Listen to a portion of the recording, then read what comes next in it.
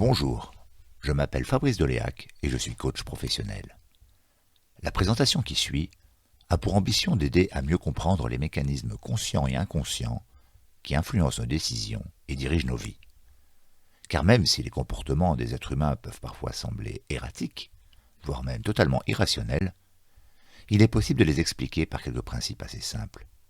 Ce sont ces principes, et leurs conséquences sur nos relations à nous-mêmes, aux autres et au monde, que nous allons explorer ici.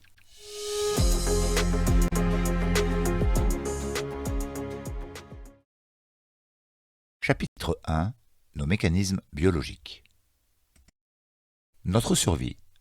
Nous, les êtres humains, sommes des entités biologiques autonomes que 600 millions d'années d'évolution naturelle ont perfectionné dans un seul but, survivre, afin que nous puissions à terme nous reproduire, transmettre nos gènes de génération en génération, et ainsi assurer la perpétuation de notre espèce.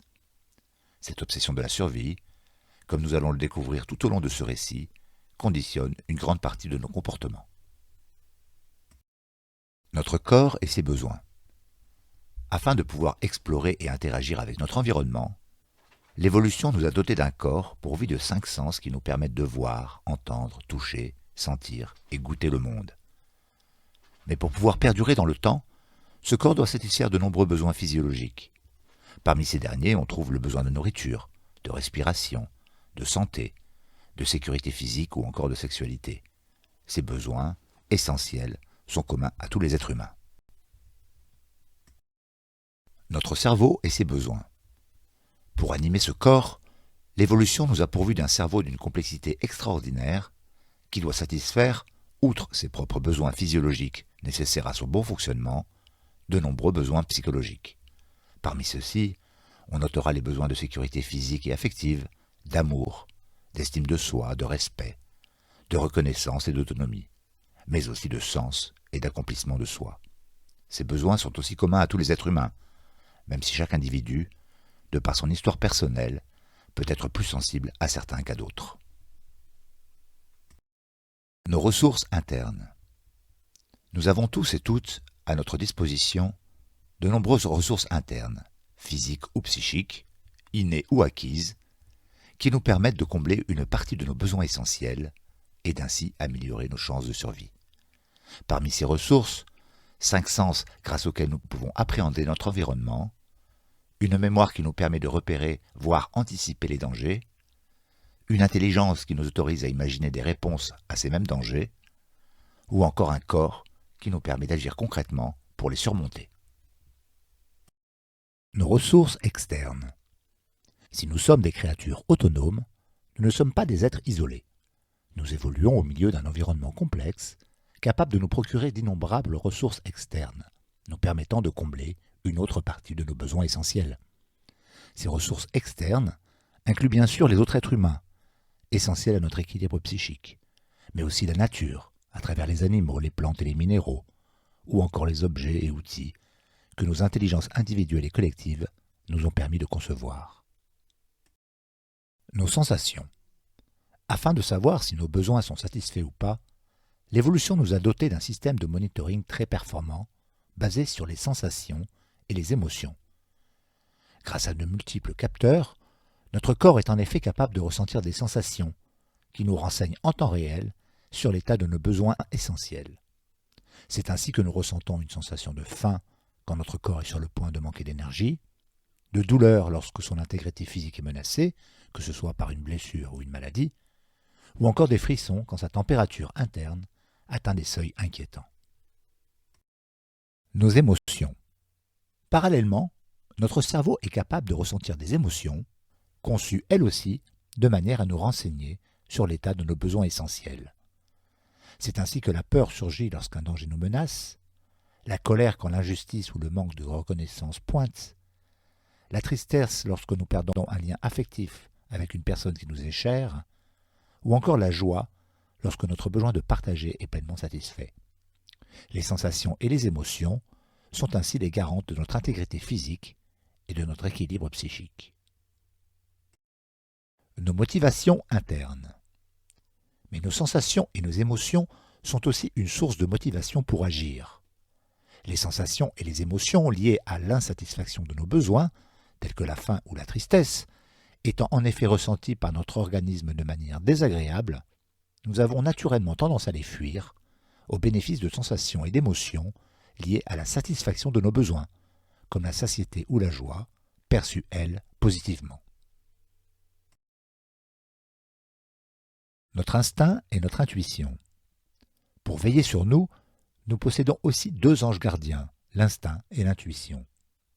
Le rôle de l'instinct consiste essentiellement à rester à l'écoute de nos besoins physiologiques et à réagir spontanément lorsque notre survie est menacée. Fruit de millions d'années d'expérience accumulées, l'instinct est inné, nous le possédons dès la naissance, et automatique. Il agit de manière autonome, en dehors de notre volonté. L'intuition, elle, est dédiée à la surveillance et à la gestion de nos processus cognitifs et émotionnels complexes. Fruit de nos expériences et de nos apprentissages, son but est de nous éclairer, de manière souvent inconsciente, sur la meilleure façon de satisfaire nos besoins psychologiques. Chapitre 2. Notre réponse instinctive aux événements. Les événements dans nos vies. Nous sommes chaque jour confrontés à des milliers d'événements, qu'ils soient bénins, nous devons par exemple choisir comment nous habiller le matin, ou potentiellement dangereux. Nous perdons brusquement l'équilibre dans un escalier. Dès que l'un de ces événements se produit, notre instinct et notre intuition cherchent aussitôt à déterminer si cet événement est en lien avec l'un de nos besoins essentiels. Notre non-réponse aux événements. Si cet événement n'a de lien avec aucun de nos besoins essentiels, rien ne se passe. Nous poursuivons tranquillement notre chemin, sans même prendre conscience de l'événement. Il faut en effet comprendre que la satisfaction de leurs besoins est le moteur principal des êtres humains, que derrière chacune de nos actions sans exception se cache un besoin que nous cherchons à combler. Il s'agit là de la première règle capitale de cette présentation. Notre réponse instinctive. Si par contre cet événement menace un de nos besoins essentiels, notre instinct réagit aussitôt. Il déclenche en nous une réaction biochimique afin de préparer notre corps à une réaction physique dont l'objectif est de satisfaire ce même besoin. En cas de glissade dans un escalier, par exemple, notre besoin de sécurité physique étant menacé, notre instinct déclenche aussitôt dans notre corps la libération d'adrénaline, substance qui nous permet de réagir plus efficacement et d'ainsi éviter la chute. Le processus ne s'arrête pourtant pas là, car dans le même temps, les substances libérées par la réaction biochimique sont ressenties par notre corps et notre cerveau comme des sensations et des émotions qui, comme nous l'avons vu, nous renseignent ainsi sur le degré de satisfaction de nos besoins. Une sensation ou une émotion positive indique que cet événement comble nos besoins essentiels, une sensation ou une émotion négative qui les menace.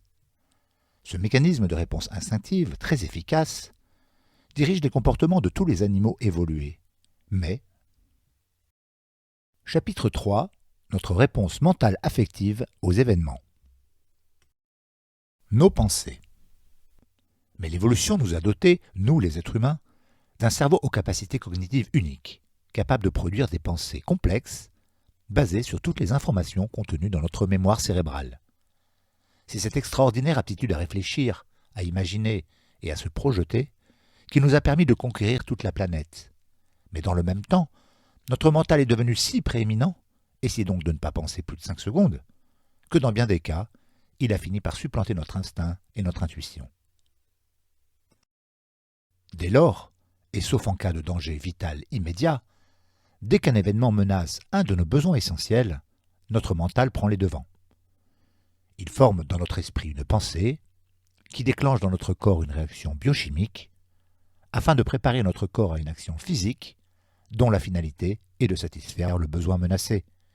Il en résulte, et il s'agit là du second point capital de cette présentation, que lors d'une réponse mentale affective, nos réactions ne sont pas la conséquence directe des événements en eux-mêmes, mais des pensées que nous formons à propos de ces événements. C'est ce qui explique que deux personnes distinctes puissent réagir de manière différente au même événement. Tout comme lors de notre réponse instinctive, les substances libérées par la réaction biochimique sont dans le même temps interprétées par notre cerveau comme des émotions.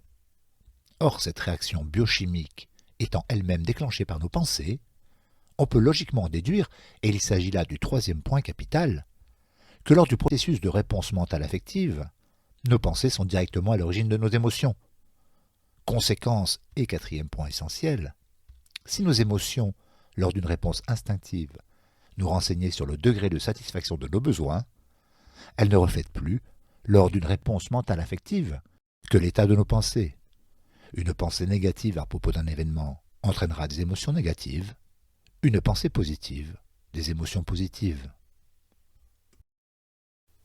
Là où tout se complique, c'est que nos pensées, à l'origine de nos émotions donc, sont elles-mêmes influencées par ces mêmes émotions, créant ainsi des boucles où pensées et émotions s'alimentent mutuellement. C'est ce processus qui fait de nous des créatures non plus dirigées par notre seul instinct, mais presque exclusivement par nos émotions, à travers nos pensées. Nos sentiments. Les émotions sont des réactions spontanées, intenses et éphémères, qui surviennent dans l'instant. Lorsque certaines deviennent récurrentes, notre mental, à travers nos pensées, cherche à les analyser et à les interpréter. Nos sentiments sont le fruit de l'interaction entre ces émotions et ces pensées. Ils apportent à notre ressenti intérieur une expérience plus profonde et plus durable, tout en influençant à leur tour notre manière de percevoir les événements. Parmi les principaux sentiments, citons l'amour, la confiance, la gratitude, mais aussi le doute, la solitude ou encore la haine. Chapitre 4. Notre réponse traumatique aux événements. Certaines expériences négatives, telles que les abus, les agressions ou les accidents graves, peuvent occasionner en nous des traumas qui s'ancrent de manière durable, à la fois sous forme psychique dans notre cerveau et sous forme physique dans notre corps.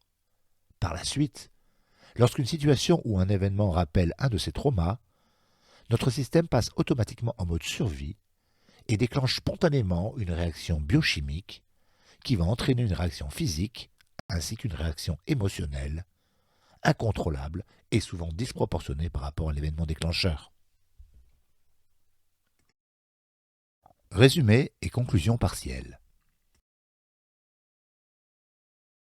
Comme nous venons de le voir, nous, les êtres humains, sommes des créatures autonomes qui, pour survivre, devons satisfaire de nombreux besoins, tant physiologiques que psychologiques.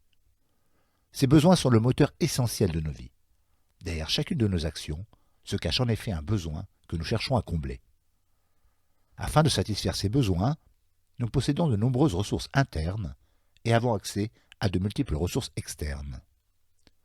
Pour savoir si nos besoins sont satisfaits ou au contraire menacés, nous possédons deux boussoles, les sensations et les émotions, qui sont aussi des sources de motivation fonctionnant sur le principe du plaisir-déplaisir.